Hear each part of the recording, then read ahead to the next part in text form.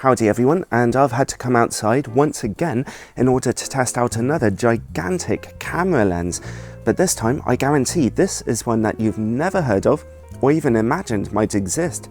This is the mysterious and incredible Canon 400mm f2. That's right, f2.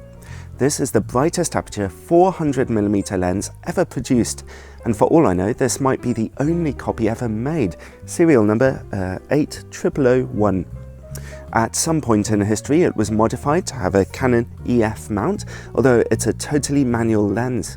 I hired this behemoth for a couple of weeks from London-based cinematographer and legacy lens enthusiast Joel Honeywell.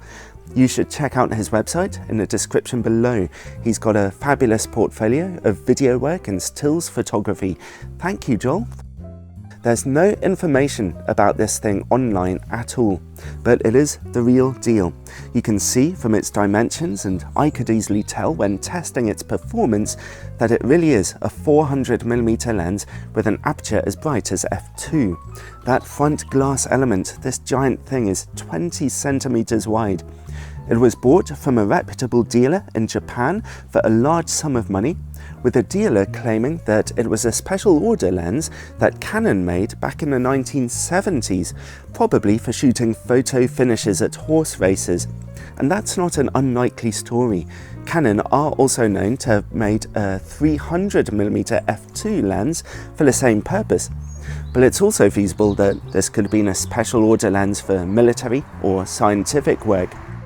Another possibility is that this is the prototype for a lens that Canon were thinking of putting to market, but for whatever reason they changed their minds and decided to sell the only copy on to recoup some of the development costs. Maybe it was just too big and unwieldy to be popular on the market. Well, whatever the story is, there's no good reason to believe it's not a genuine Canon lens. Only a major optics company would realistically be able to put a lens like this together. And if another company have made it, then surely they would have put their own name to it with a bit of pride. I've contacted Canon to ask them if they can shed any light on this lens, but the likelihood is that any engineers old enough to have worked on it are long since retired or even passed away. I'll keep you updated though in the description below. As you can see in these pictures, this lens can achieve highly compressed and deeply out of focus backgrounds like no other available, while offering you very snappy shutter speeds at f2, even in darker situations. The quality of its out of focus backgrounds is beautiful, incredibly soft with lots of character, although as you can see here, the lens does suffer from longitudinal chromatic aberration, lending some rather strong green highlights to out of focus areas at f2, even when they're quite strongly out of focus. Still, there are simply no other camera lenses I know to be in existence which can give you this level of background separation. The lens itself is, obviously, enormous and at 11 kilograms, very heavy and difficult to use with anything other than a very strong tripod, and you can absolutely forget about hand holding this thing, particularly as it does not have autofocus. The lens is extremely front heavy, not surprising considering that gigantic front element and its metal body, and so the simple 3/8 of an inch tripod mount is necessarily built into the front end of the lens.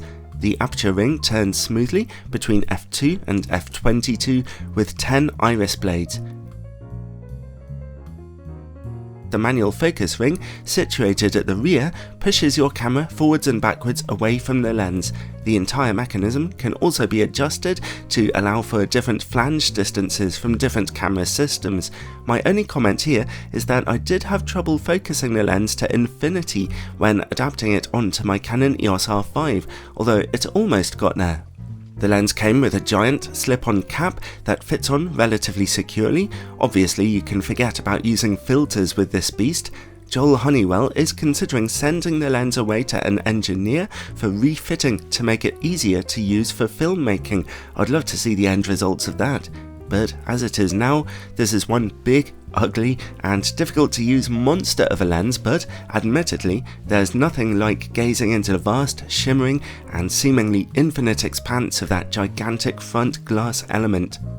Let's check out its image quality now.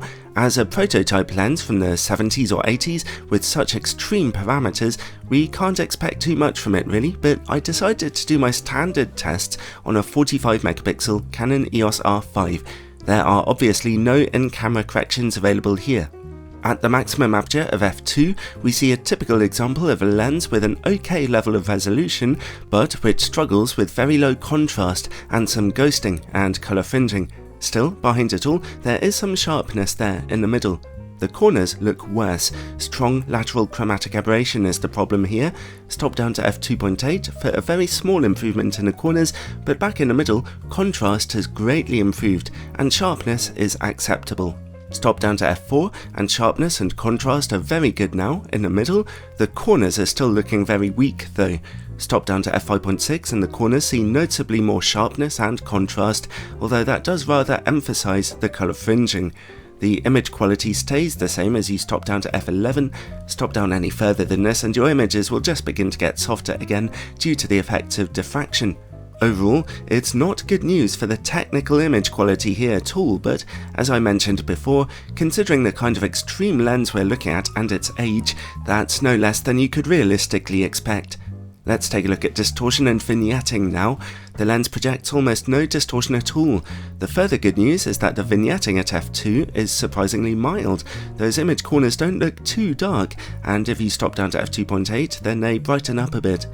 When it comes to the lens's minimum focus distance, I could get it to focus down to about 3.5 meters, give or take. The image quality is a bit softer close up than at normal distances. Now let's see how the lens works against bright light.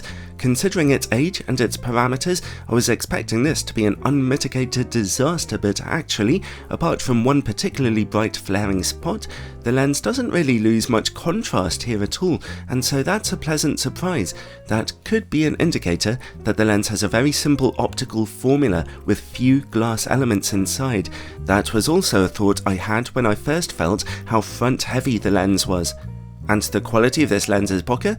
Well, as I already mentioned, it's incredible, really lovely and soft, although as I also mentioned, the lens does struggle with strong longitudinal chromatic aberration, leaving you with some green highlighting after the plane of focus and pink before.